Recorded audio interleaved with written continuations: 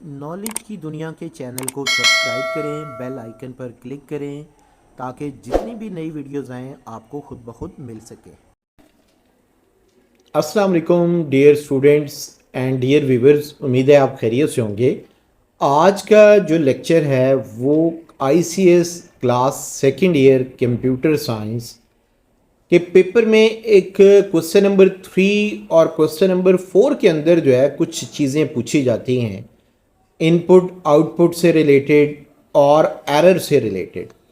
अब उसके लिए हमने ये एक वीडियो रिकॉर्ड की है। पास्ट पेपर्स में जितने भी क्वेश्चन नंबर 3 और 4 में आउटपुट से रिलेटेड और एरर से रिलेटेड क्वेश्चंस आते हैं, वो सारे के सारे आपको इस वीडियो के अंदर जो है आपको डिटेल में नज़र आएंगे। आप इन क्वेश्चन की अच्छी तरह से प्रैक्टिस कर लें ताकि जो भी आपके पास पेपर आएगा उसमें इंशाल्लाह हमारी वीडियो में से ही वो क्वेश्चन नज़र आएगा। तो अब हम चलते हैं आज के टॉपिक की तरफ, और इसमें अगर आप देखें तो मैंने स्क्रीन पर जो है कुछ पॉइंट्स मेंशन किए हुए हैं। जैसे यहाँ पर है कि determine the output of the following code segment. किसी भी चीज़ की प्रैक्टिस आप करेंगे तो आपके नंबर्स अच्छे आएंगे, आप उस क्वेश्चन को सॉल्व कर सकेंगे।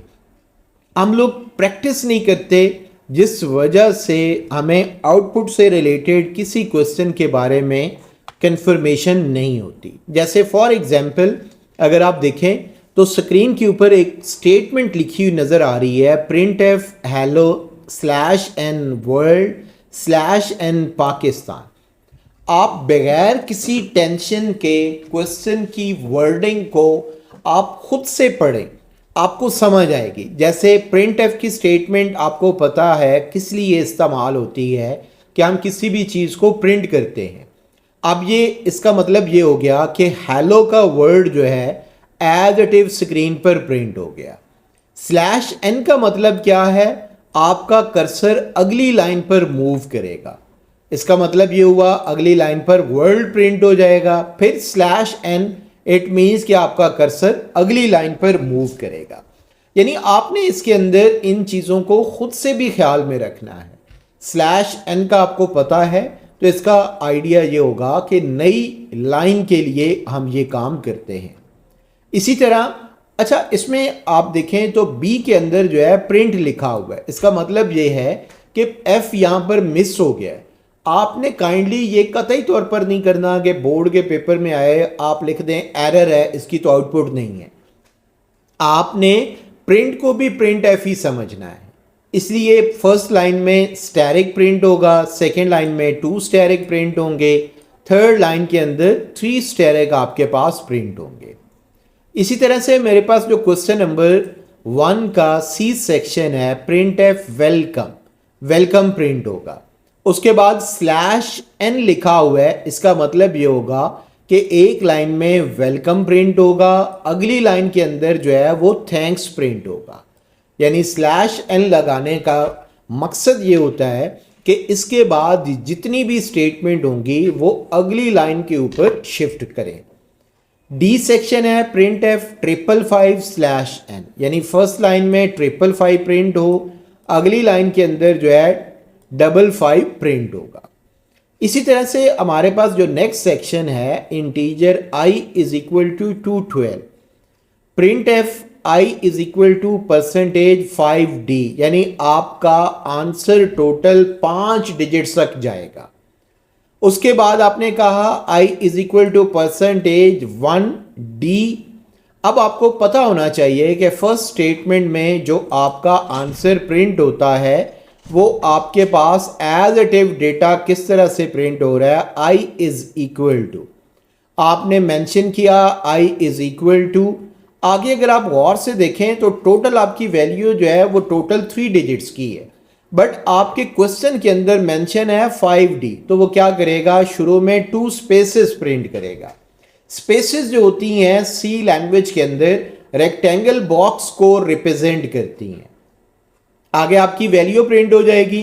आपने किसी किस्म का कोई ऑप्शन यहाँ पर इस्तेमाल नहीं किया हुआ, स्लैश एन कोई आपने स्विच नहीं यूज़ किया हुआ, सो आपका डेटा अगली लाइन के ऊपर नहीं जाएगा, वहीं से प्रिंट करेगा i इज इक्वल टू, आपने लिखा 1D। अब क्योंकि फॉर्मेट और फीड विड्थ स्पेसिफायर छोटा है इसलिए वो इसको इग्नोर कर देगा और जो आपकी वैल्यूज होंगी एज इट इज उन्हें प्रिंट कर देगा। इट मीन्स कि हमारे पास ये वैल्यू प्रिंट होगी।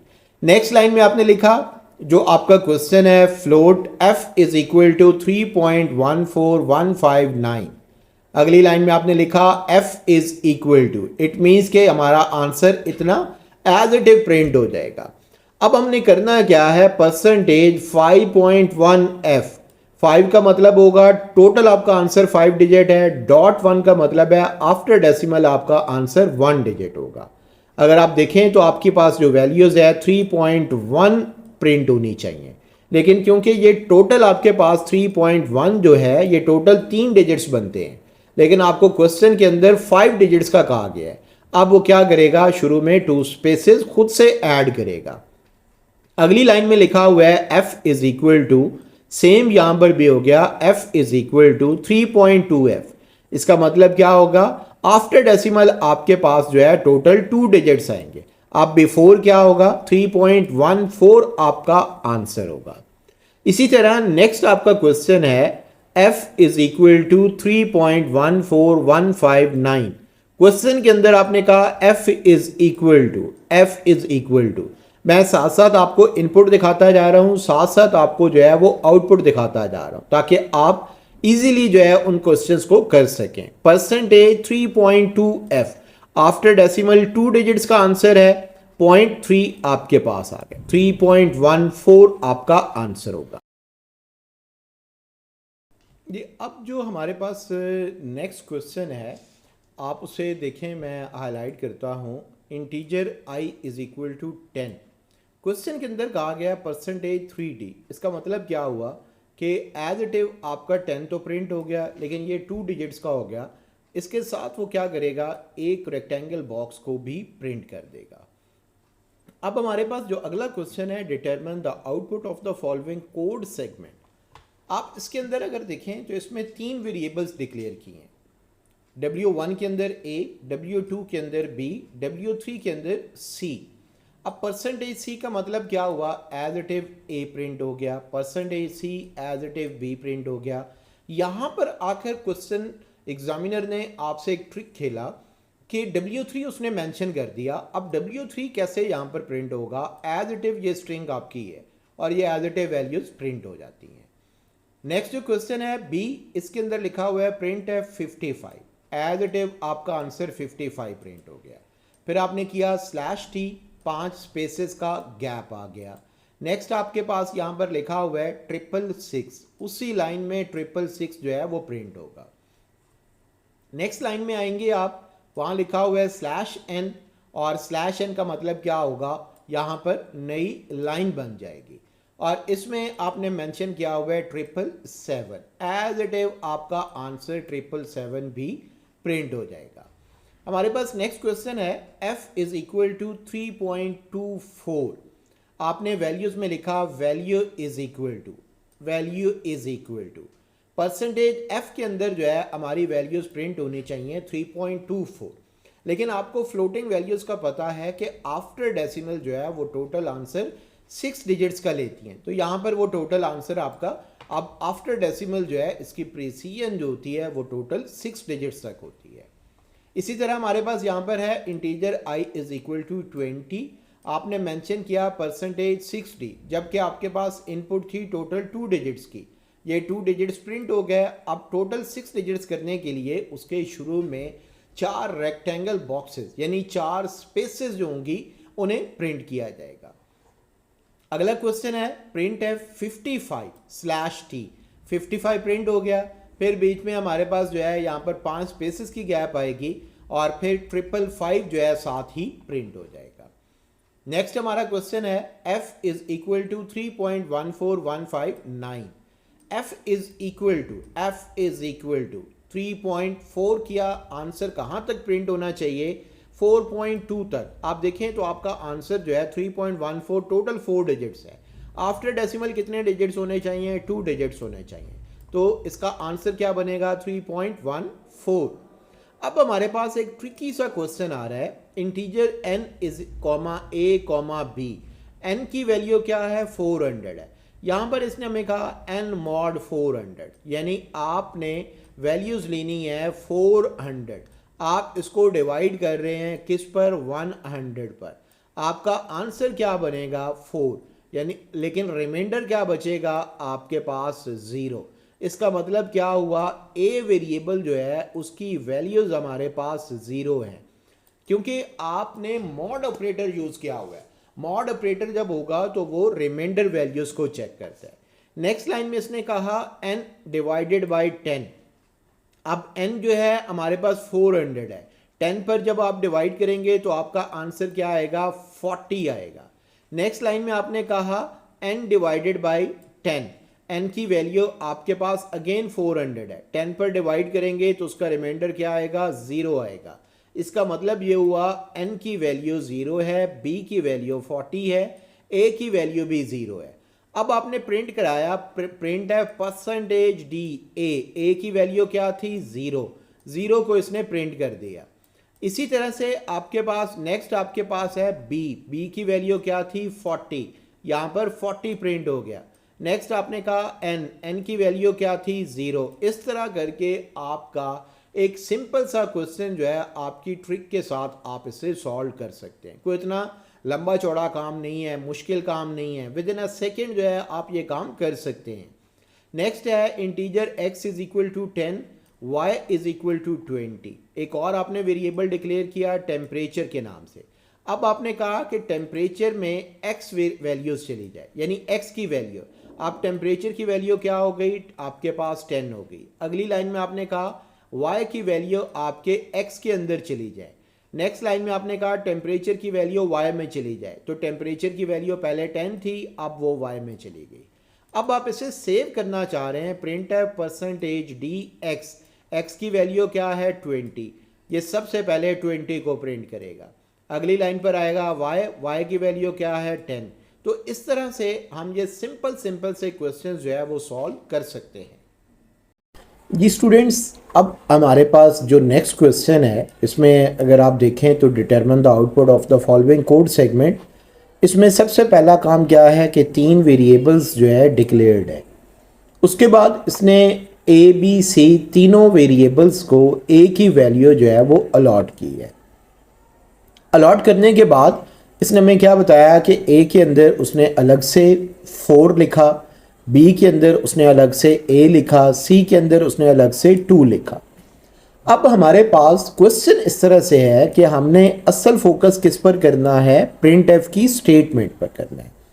प्रिंट एफ की स्टेटमेंट में अगर आप देखें तो आपको यहाँ पर जो है वो नज़र आ रहा है और इसमें मेंशन है परसेंटेज डी।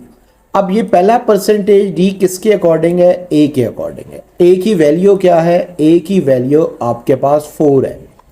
इसी तरह अगला परसेंटेज डी और फिर बी की वैल्यू क्या है ए की वैल्यू क्या थी 4, यानी 4 जो है वो बी के अंदर स्टोर है। इसी तरह थर्ड परसेंटेज डी जो है वो सी के लिए है और सी की वैल्यू क्या है वो 2 है। इट मीन्स कि इसका आंसर क्या बनेगा 442 इसका आंसर बनेगा। इसी तरह से हमने अभी थोड़ी देर पहले ही मेरे ख्याल में चंद सेकंड पहले जो है हमने ये क्वेश्चन अटेम्प्ट किया है। आप प्रीवियस क्वेश्चन के अकॉर्डिंग जो है इसको सॉल्व कर लें, क्योंकि ये बोर्ड में सेकंड अटेम्प्ट में आ चुका है। अब इसी तरह हमारे पास एक और क्वेश्चन है, a is equal to 9, a mod 4, a की वैल्यू क्या है 9। अब हमने डिवाइड करना है 4 पर, तो इसका रिमाइंडर क्या बचेगा, रिमाइंडर इसका 1 बचेगा। तो सो इसका आंसर क्या होगा 1। तो ये क्या प्रिंट करेगा 1 इज रिजल्ट, ये स्क्रीन पर प्रिंट करेगा। इसी तरह से हमारे पास एक और प्रोग्राम है W1, उसके अंदर हमने वैल्यू सेव की a, W2 उसके अंदर हमने वैल्यू सेव की सिंपली W2।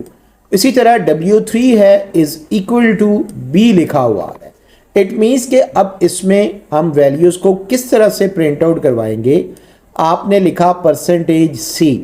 अब परसेंटेज c लिखने के बाद आपने इसके अंदर जो वैल्यू स्टोर करवा रहे हैं W1, इसका मतलब क्या होगा, ए प्रिंट हो जाएगा। नेक्स्ट आपने परसेंटेज सी और W2 आपने लिखा, उसके लिए आपका बी प्रिंट हो जाएगा ये वैल्यू। फिर आपने W3 लिखा हुआ है, उसके अंदर आपने सी मेंशन किया हुआ है, यहाँ पर परसेंटेज सी और W3। इट मीन्स कि इसका आंसर क्या प्रिंट होना चाहिए, ABC इसका आंसर प्रिंट होना चाहिए। नेक्स्ट क्वेश्चन है A is equal to 21 percentage D A mod 2। 21 को आपने 2 के हिसाब से अब हम डिवाइड करते हैं, तो इसका रिमाइंडर क्या बचेगा, इसका रिमाइंडर जो है वो 1 बचेगा। यानी आपने याद रखना है कि मॉड ऑपरेटर जो होता है, परसेंटेज सिंबल जो होता है वो रिमाइंडर के लिए होता है, और डिवीजन जो है वो टॉप के ऊपर जो वैल्यूज होती हैं उन्हें डिस्प्ले करता है। एक और क्वेश्चन है, float f is equal to 3.24। आपने स्टेटमेंट के अंदर लिखा f इज इक्वल टू 3.3, यानी आफ्टर डेसिमल टोटल आपके डिजिट्स जो है वो 3 आने चाहिए। जैसे यहाँ पर भी आप देखें तो f is equal to 3.24, 1 already यहाँ पर गिवन है। नेक्स्ट क्वेश्चन है a, b, c, a की वैल्यू 5 है, b की वैल्यू 15 है, a प्लस b जो है वो c के अंदर चला जाएगा। इट मीन्स कि इसका आंसर जो है वो 20 आपके पास बनेगा।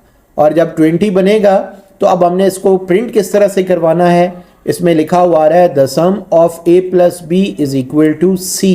इसका मतलब ये हुआ आंसर प्रिंट होगा the sum of a plus b is equal to a plus b। अब इसका a प्लस b जब हम करते हैं तो इसका आंसर 20 आना चाहिए। यहाँ पर इसमें आंसर के अंदर जो है 15 लिखा हुआ है, तो इट मीन्स कि ये यहाँ पर गड़बड़ है, आपने इसमें आंसर 20 कर लेना है। इसी तरह से करैक्टर CH1 उसके अंदर A, CH2 उसके अंदर B, CH3 उसके अंदर C। CH2 को आपने प्रिंट किया, फिर अगली लाइन पर आप मूव कर गए। इसी तरह से आपके पास फिर परसेंटेज C है, तो परसेंटेज C में आपने वेरिएबल्स कौन सा डिक्लेयर किया हुआ है, CH3, तो उसके अंदर एज इट इज ये CH1 जो है वो प्रिंट होगा। लेकिन 2 वेरिएबल्स इसके अंदर इस्तेमाल हो रहे हैं, इसमें सिर्फ आपने ये इन्वर्टेड कॉमास जो है इनको आपने जहन में नहीं रखना। नेक्स्ट आपके पास क्वेश्चन है book/t रीडिंग। इट मीन्स के आपके पास सबसे पहले क्या प्रिंट होगा, आपके पास बुक प्रिंट होगा, फिर 5 स्पेसेस का गैप और फिर रीडिंग। फिर आप अगली लाइन पर जाएंगे और प्रिंट होगा इज ए, फिर आपके पास प्रिंट होगा वेरी गुड हैबिट। ये एक ही लाइन है, वेरी गुड हैबिट जो है ये अलग अलग नहीं है। इसी तरह से आपके पास नेक्स्ट क्वेश्चन है x is equal to 10, y is equal to 20, z is equal to 30। x plus y इसका मतलब क्या हो गया, उसके अंदर आंसर जो है आपका 30 आ गया। इट मीन्स कि ये 30 हमारे पास सेव हो गया। y प्लस z 50, इसका मतलब है ये आंसर आपके पास आ गया। x माइनस वाई, तो इसमें -20 x माइनस वाई। x की वैल्यू क्या है 10 है, y की वैल्यू क्या है 20 है, तो इसमें -10 के अकॉर्डिंग जो है आपके पास आंसर आना चाहिए। नेक्स्ट स्टेटमेंट है प्रिंट एफ स्लैश। सबसे पहले क्या काम होना चाहिए, यहाँ पर हेलो आपके पास आना चाहिए।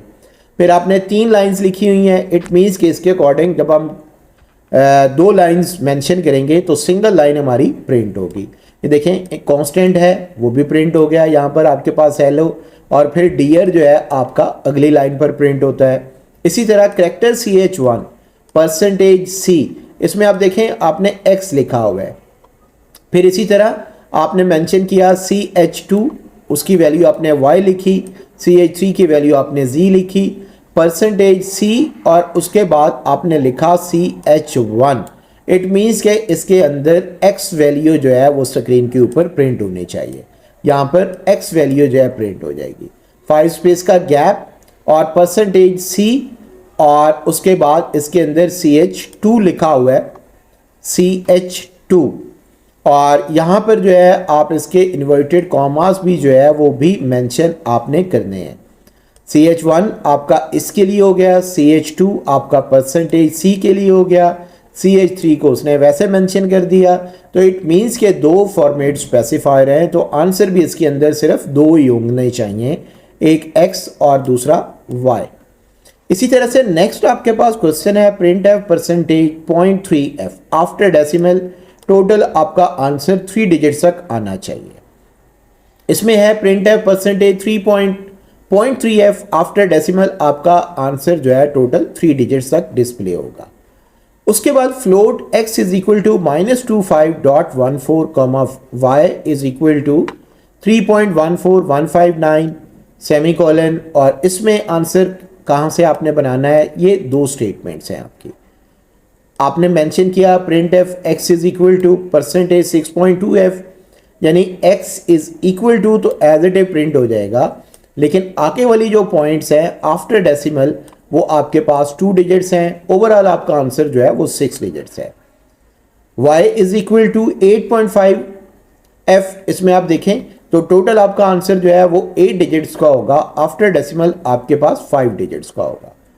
इसी तरह से integer i is equal to 515 है, i is equal to percentage 5d, यानी टोटल आपका आंसर जो है वो 5 डिजिट्स तक होना चाहिए।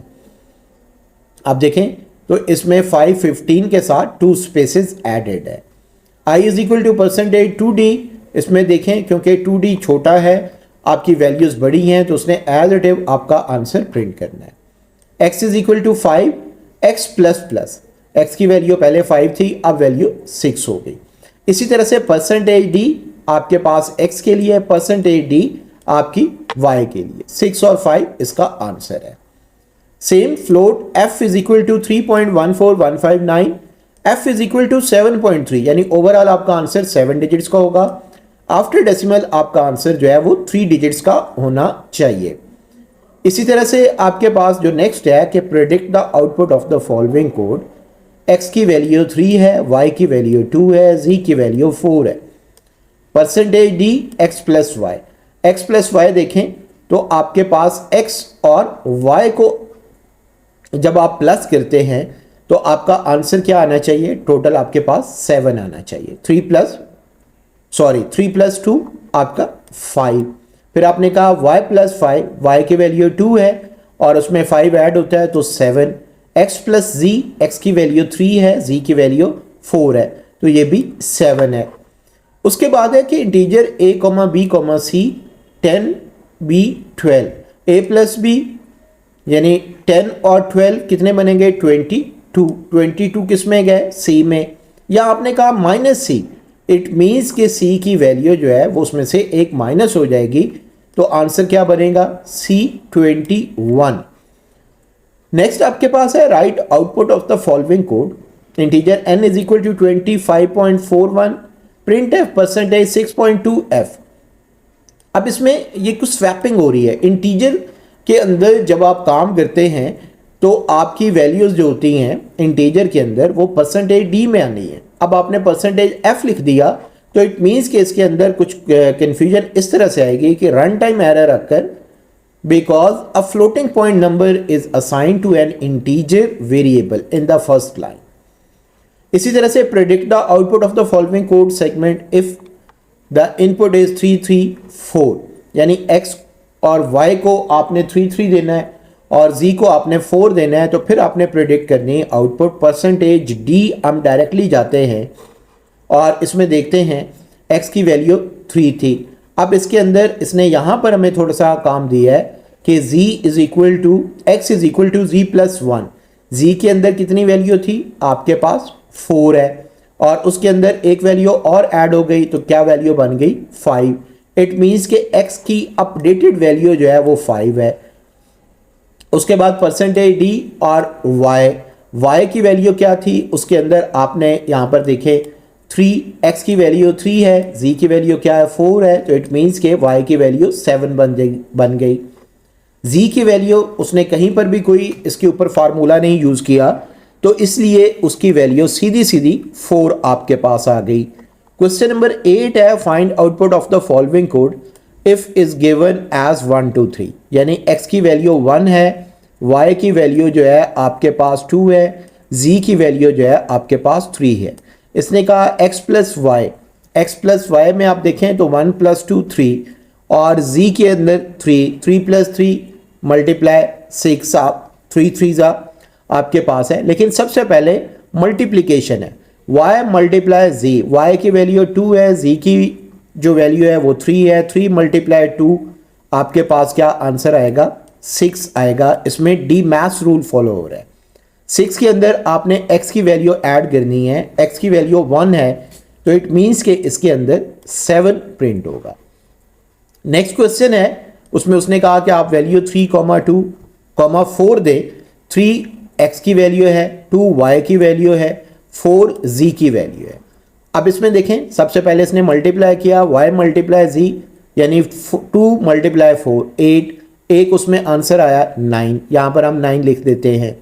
फिर उसने कहा z प्लस 1, z की वैल्यू क्या है 4, 4 में 1 ऐड हुआ तो x की वैल्यू क्या बन गई 5। अब इसी तरह उसने कहा कि प्रिंट है परसेंटेज DRES, तो इसका आंसर क्या बनेगा टोटल 9। इसी तरह से आपके पास नेक्स्ट है कि predict the output of the following code if age is input as 25। अब इसमें देखें 25 जो है आपने कैसे प्रिंट करना है, age is equal to in month, आपने मंथ निकालने हैं, एज को मल्टीप्लाई करना है 12 के साथ, डेज निकालने हैं तो उसको मल्टीप्लाई करना है 365 के साथ, फिर आपके पास ये क्वेश्चन आपका क्लियर होगा। और अब हमारे पास जो नेक्स्ट क्वेश्चन है फाइंडिंग द एरर्स, यानी हमने एरर्स को देखना है। एरर्स के नंबर्स जो होते हैं स्टूडेंट्स मुफ्त होते हैं, यानी आप थोड़ी सी प्रैक्टिस कर लें, आपके पास ये नंबर्स जो हैं आपको एज इट इज नज़र आना शुरू हो जाएंगे और आप मुफ्त में मार्क्स जो है वो ले सकते हैं। इसमें आप देखें तो सबसे पहले वॉइड मेन, इट मीन्स के ये लाइन हमारी गलत है।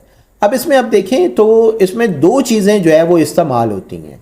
दो चीज़ें कौन सी इस्तेमाल होती हैं, इसके मेथड्स होते हैं कि आप इस तरह से क्वेश्चंस कर सकते हैं, इस तरह से आप लिख सकते हैं, या तो आप गलतियों को प्रोमिनेट कर दें, या जैसे मैंने लाइन नंबर्स करके उसमें वर्डिंग मेंशन कर दी है, या आप इस तरह से ये काम कर सकते हैं। जैसे इंटीज वॉइड के बाद सेमीकोलन नहीं आता, आप फर्स्ट लाइन को देखें, the word void and main in first line should be in lower case, the semicolon at the end of first line is invalid.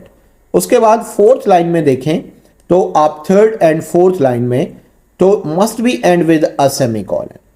इसी तरह से आपके पास जो क्वेश्चन नंबर 2 है, इसमें आप देखें तो फर्स्ट लाइन के अंदर मेंशन है कि नंबर साइन से लाइन को शुरू किया जाता है, जबकि सेकंड में मेंशन है the name of header file wrong and must be stdio.h, इसमें स्पेलिंग मिस्टेक है। थर्ड में मेंशन है the word Pakistan must be written in double quotes, यानी ये वाला जो वर्ड है ये डबल कोट्स में एंटर करना है, और ये वी जो है ये भी लोअर केस में होना चाहिए। इसी तरह थर्ड क्वेश्चन जो है header file must be include in lesser than greater than, और उसके बाद सेमीकोलन नहीं होना चाहिए, ये लोअर केस में सेमीकोलन जो है आपके पास है। फिर आपके पास प्रिंट नहीं होना चाहिए, प्रिंट एफ के नाम से मेंशन होना चाहिए। इसी तरह नेक्स्ट जो हमारे पास है void main M lower case में होना चाहिए, सेमीकोलन नहीं होना चाहिए, इन्वर्टेड कॉमास होने चाहिए, सेमीकोलन होना चाहिए, प्रिंट एफ होना चाहिए। इसी तरह आपके पास जो नेक्स्ट क्वेश्चन है कि find error in the following code segment, और बिल्कुल फर्स्ट 2-3 लाइंस क्लियर हैं। Area is equal to 25। Header file में देखें तो यहाँ पर एक फुल स्टॉप जो है वो मिस है फर्स्ट लाइन में।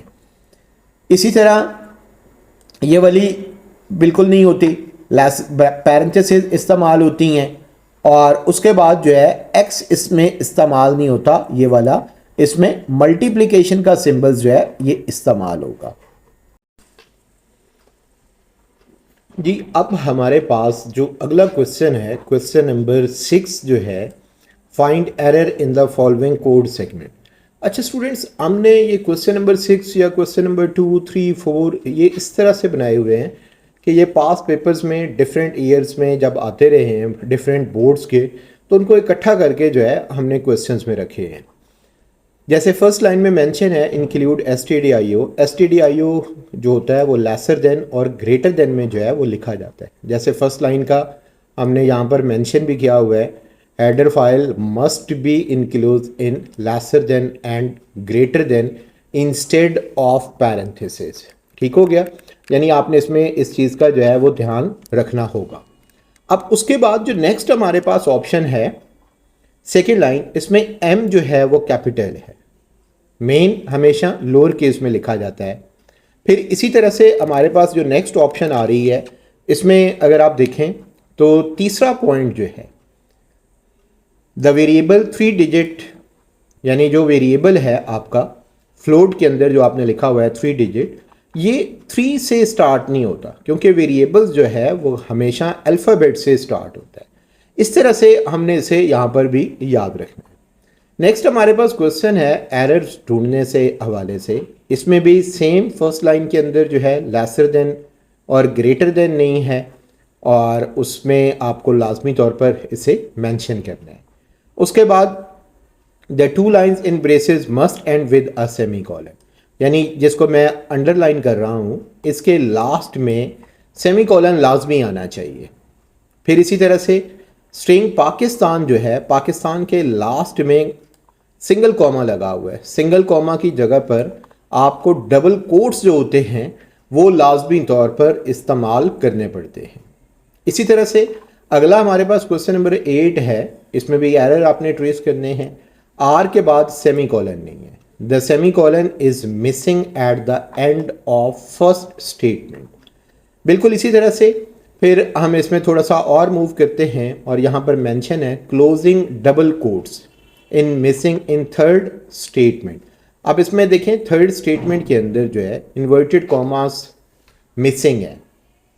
इसी तरह से आपके पास है कॉमा मस्ट बी, यहाँ लास्ट में सेमी कॉलन लगा हुआ है, उसकी जगह पर जो है आर से पहले आपको लाजमी तौर पर कॉमा इस्तेमाल करना पड़ेगा, तब आपका काम जो है इसमें क्लियर हो सकता है।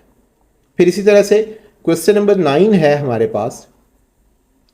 फर्स्ट लाइन क्लियर है, सेकंड भी क्लियर है, थर्ड में वी जो है ये आपके पास कैपिटल है। Void in the third line must be in lower case. फिर इसी तरह से हमारे पास उसके बाद प्रिंट स्टेटमेंट है। प्रिंट नहीं होता, प्रिंट एफ मेंशन करते हैं। फिर इसी तरह ये गेच जो है इस कोई जगह ऊपर है, नीचे नहीं है। Closing braces must be in written after each function. फिर उसके बाद क्वेश्चन नंबर 10 है हमारे पास। इसमें भी आपने stdio.h, यानी अगर आपने थोड़ा सा भी ध्यान दिया हो इस वीडियो के दौरान जितने भी क्वेश्चंस आए हैं, तो मेजॉरिटी क्वेश्चंस जो हैं वो आपके stdio.h के साथ उसने पैरेंथेसिस मेंशन किए हैं। पैरेंथेसिस उसकी जगह पर लेसर देन और ग्रेटर देन का साइन होना ज़रूरी है।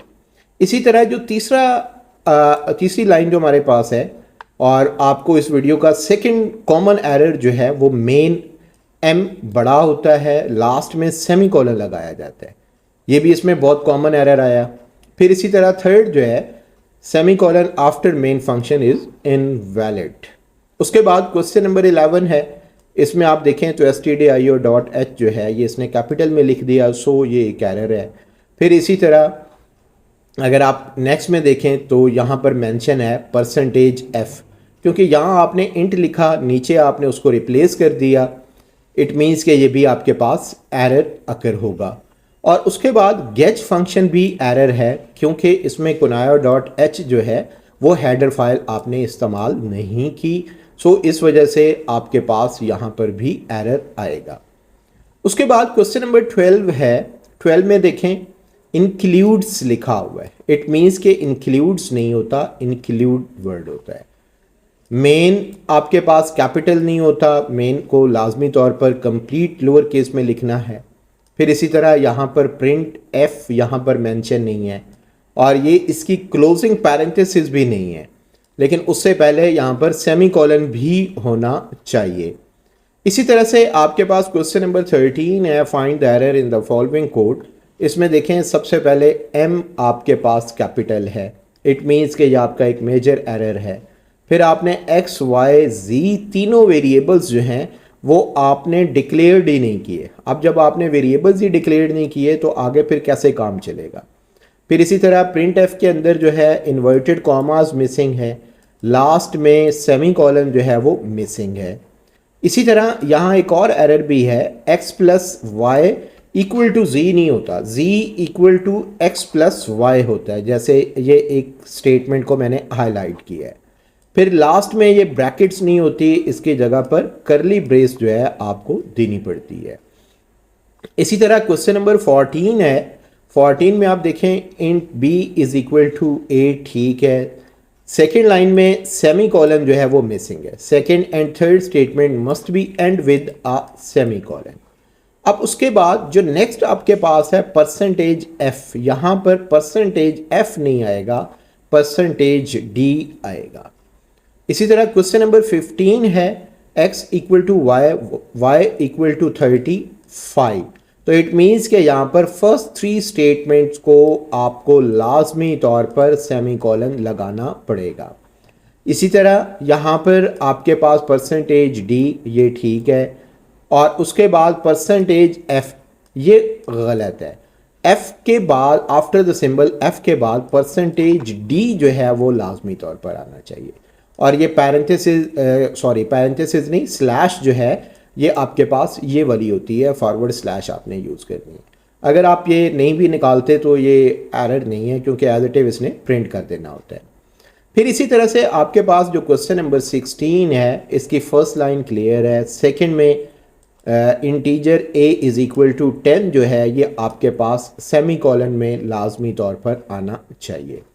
प्रिंट है परसेंटेज डी, परसेंटेज से पहले इन्वर्टेड कॉमा मिसिंग है, लास्ट में सेमी कॉलन नहीं है, तो इट मीन्स कि आपको डबल कोट्स को लाजमी तौर पर एंड करना पड़ता है। क्वेश्चन नंबर 17 है trace output error in the following code. Wide main के बाद जो है पैरेंथेसिस होती हैं, ना कि ब्रैकेट्स होती हैं। इसी तरह x is equal to 20 semicolon होता है, ये भी बहुत कॉमन एरर होता है। आपने इसको लिखना होता है x is equal to x plus 4 और फिर आपने सेमी कॉलन लगाना है। फिर उसके बाद variable n in the last is not declared, आपने x डिक्लेयर किया है, आपने n डिक्लेयर नहीं किया। क्वेश्चन नंबर 18 है वॉइड फाइंड एरर। इसमें i आपका कैपिटल है, i आपके पास लोअर केस में होता है, मेन का m कैपिटल है, ये भी लोअर केस में होता है। फिर इसी तरह आपकी ये लाइन क्लियर है। यहाँ पर जो है आपको कॉमा लाजमी तौर पर इस्तेमाल करना पड़ता है, कॉमा नहीं यूज़ करेंगे तो एरर आएगा। क्वेश्चन नंबर 19 में m कैपिटल है, प्रिंट एफ भी आपका गलत लिखा हुआ है, दो पैरेंथेसिस लगी हुई हैं, एक आपने लगानी है, लास्ट में सेमी कॉलन लगाना है, करली ब्रेस आपकी दो हैं, आपने एक यूज़ करनी है। Only one closing brace in the last statement या लास्ट लाइन। उसके बाद जो नेक्स्ट है करैक्टर सी, करैक्टर का सी बड़ा है, लास्ट में सेमी कॉलन नहीं है, प्रिंट गलत है, प्रिंट एफ होता है, जी कैपिटल है, इसको लोअर केस में आपने लिखना है, एन कुछ नहीं है यहाँ पर सी होगा आपका क्लोजिंग के लिए। और उसके बाद अगर आप देखें तो सी कैपिटल में भी लिखा हुआ है, लोअर केस में भी लिखा हुआ है। तो सी, क्योंकि सी लैंग्वेज होती है, ये केस सेंसिटिव लैंग्वेज होती है, इसलिए यहाँ पर आपको लाजमी तौर पर इसके रूल्स को फॉलो करना होता है। 21 है इंक्लूड stdio.h, लेकिन इसके शुरू में हैश नहीं है साइन, ये लगेगा तो फिर ही आपका काम जो है वो ठीक होगा। उसके बाद p वेरिएबल जो है आपने डिक्लेयर्ड ही नहीं किया, और उसके लास्ट में सेमी कॉलन भी आपको लगानी पड़ेगी। इसी तरह गेट फंक्शन जो है इसके लास्ट में भी सेमी कॉलन आपने नहीं लगाया, और इसके साथ आपने kunayo.h की हेडर फाइल भी मेंशन नहीं की हुई, क्योंकि गेट फंक्शन जो होता है इनपुट का फंक्शन होता है, गेट करैक्टर जो होता है, और अब इस फंक्शन को चलाने के लिए हमें kunayo.h की फ़ाइल जो है वो रिक्वायर्ड होती है। उसके बाद जो क्वेश्चन नंबर 22 है आपके पास trace the error in the following code, इसमें मेन ठीक है, a इज़ इक्वल टू 10 के बाद सेमी कॉलन होगा, print F percentage D comma a ठीक है, लास्ट में सेमी कॉलन है, लेकिन स्टार्ट जो है इसने करली ब्रेस से नहीं लिया, क्लोजिंग पैरेंथेसिस इसने लगाई हैं, तो इसलिए हमें यहाँ ओपनिंग पैरेंथेसिस को भी इस्तेमाल करना पड़ेगा। उसके बाद नेक्स्ट जो आपके पास ऑप्शन आ रही है कि ट्रेस द एरर, इसमें देखें दोनों हेडर फाइल्स जो है उसने कैप्स में लिखी हैं। इट मीन्स कि इसको आप लोअर केस में लिखेंगे, m आपके पास अगेन लोअर केस में आना चाहिए, और करली ब्रेस जो है इसने मेंशन नहीं की हुई। उसके अलावा लास्ट में सेमी कॉलन भी लगे हुए हैं, लगाने हैं आपने। 24 जो है इसमें अगेन stdio डॉट एच जो है वो लेसर देन ग्रेटर देन में नहीं है, तो इट मीन्स कि ये इसका एक एरर है। और फ्लोट आपने वेरिएबल डिक्लेयर किया तो स्कैन इफ के अंदर जो है परसेंटेज एफ आपको लिखना पड़ेगा, तब वो आपका वैल्यूज़ लेगा। और इसके साथ एंड साइन मिसिंग है, अगर आप एंड साइन नहीं लगाते तो ये आपसे जो है गार्बेज वैल्यू एक्सेप्ट कर लेगा, तो वो आपके लिए फिर प्रॉब्लम स्टार्ट हो जाएगी। इसी तरह से प्रिंट एफ में आपने मेंशन कर लिया और उसके अलावा लास्ट लाइन भी क्लियर है। फिर इसी तरह 25 है, trace the error in the following code, integer n ठीक है, प्रिंट एफ एंटर एनी ठीक है।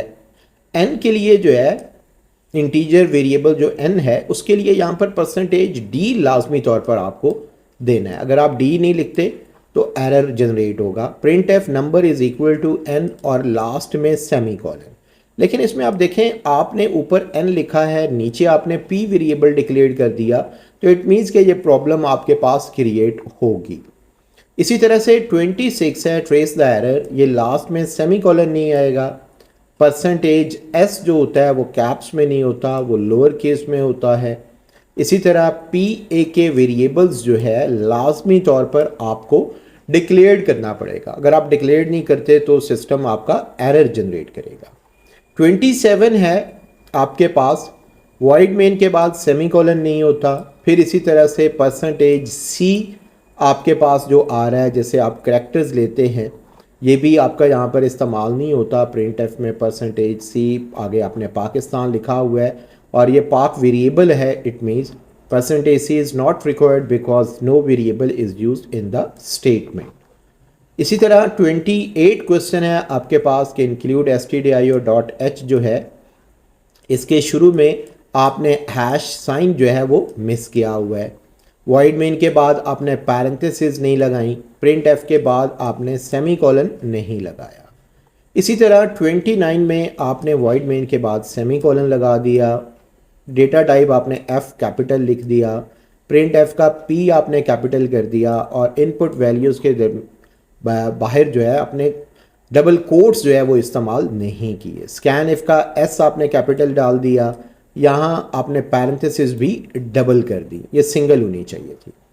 इसी तरह क्वेश्चन नंबर 30 जो है इसमें मेंशन है वॉइड मेन के बाद सेमी कॉलन आ गया, आपने float I is equal two values आपने बिल्कुल क्लियर लिखे, ठीक हो गई आपकी। फ्लोट के बाद आपने डी जो लिखा है, डी नहीं आएगा, यहाँ पर एफ आना चाहिए था और आई से पहले कॉमा आना चाहिए था, आपने वो भी मिस किया है। 31 जो है इसमें वॉइड मेन क्लियर है, करैक्टर जो डेटा टाइप है सी इसमें कैपिटल है, सो इसमें आपको ये मेंशन करना चाहिए। फिर इसी तरह नेक्स्ट लाइन में सी एच जो है ये वेरिएबल आपने डिक्लेयर नहीं किया, आपने तो सी एच डिक्लेयर किया था, सी एच 1 नहीं डिक्लेयर किया। इसी तरह 5th लाइन में सी एच 2 आपने डिक्लेयर किया सी लोअर केस में, जबकि नीचे जाकर आपने सी कैपिटल में कर दिया, तो ये भी एरर जनरेट होगा। उसके बाद है आपने इस फाइंड एनी 2 एरर्स, इसमें पहला एरर ये हो गया 6 के बाद सेमी कॉलन नहीं है, नंबर प्लस प्लस के बाद भी सेमी कॉलन नहीं है, प्रिंट एफ जो है ये इसमें थोड़ी सी स्पेस है, ये नहीं होनी चाहिए। परसेंटेज डी के दोनों तरफ जो है, एक तरफ जो है लेफ़्ट साइड पर जो है इन्वर्टेड कॉमास जो है वो मिस हैं, उन्हें आपको लिखना पड़ेगा। क्वेश्चन नंबर 33 में है वॉइड मेन के बाद सेमी कॉलन आपने लगाया हुआ है, वो नहीं लगेगा। Integer a is equal to 10 आपके पास ठीक है, semicolon. Print F percentage s, s नहीं इस्तेमाल होगा, इसकी जगह पर परसेंटेज डी इस्तेमाल होगा। और बी वेरिएबल्स जो है आपने डिक्लेयर भी नहीं किया हुआ है। इट मीन्स के हमने इस तरह से अपने सारे क्वेश्चंस जो है वो अटेम्प्ट कर लिए हैं। जितने मेरे पास पास पेपर्स के अंदर क्वेश्चंस थे एरर से रिलेटेड, आउटपुट से रिलेटेड, मैंने आपको उसकी प्रैक्टिस करवा दी है। अब आप इस वीडियो को एक दफ़ा और देखें तसल्ली से, और आप अपने जहन में रखें कि एरर्स जो क्वेश्चन है ये आपके मुफ्त के नंबर हैं, आउटपुट वाले क्वेश्चंस के मुफ्त के नंबर हैं। जस्ट आपने इसकी प्रैक्टिस करनी है, गो थ्रू करना है, हर लाइन को स्टेप बाय स्टेप आप उसकी प्रैक्टिस करें। आप देखिएगा आपको ये विद इन अ डेज़ जो है आप इन क्वेश्चंस को अच्छी तरह से तैयार कर लेंगे। Thank you.